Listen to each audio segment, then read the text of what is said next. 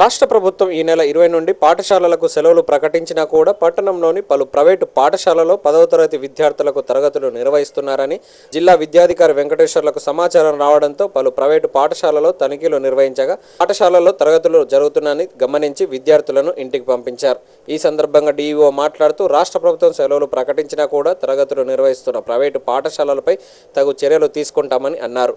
DEO వెంట MEO Narayana తదితరులు ఉన్నారు.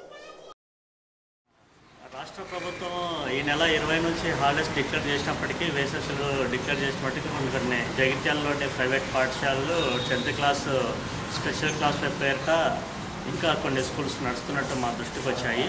దాంట్లో దృష్టిలో భాగంగా ఈరోజు కొన్ని స్కూల్స్ మేము విజిట్ చేసి స్కూల్స్ జరుగుతున్నటువంటి స్కూళ్ళ మీద కఠినమైనటువంటి చర్యలు తీసుకోవడం జరిగింది.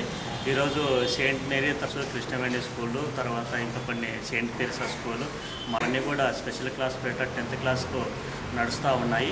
మరి ఈ స్కూల్స్ ఏవైతే జరుగుతున్నాయో ఈ స్కూళ్ళ మీద కఠిన చర్యలు అయితే ఖచ్చితంగా తీసుకుంటాము. అవసరమైతే కూడా ఈ స్కూల్స్ యొక్క రికగ్నేషన్స్ కూడా వెనక్కి తీసుకోవడానికి సిద్ధంగా ఉన్నాము.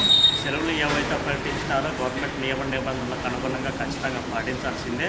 మరి ఈ 44-45 డిగ్రీ సెంటిగ్రేడ్ కూడా వేసవి తాపం దాటింది కాబట్టి గవర్నమెంటే మరి ముందుగా సెలవులు అనేటువంటివి ప్రకటించింది.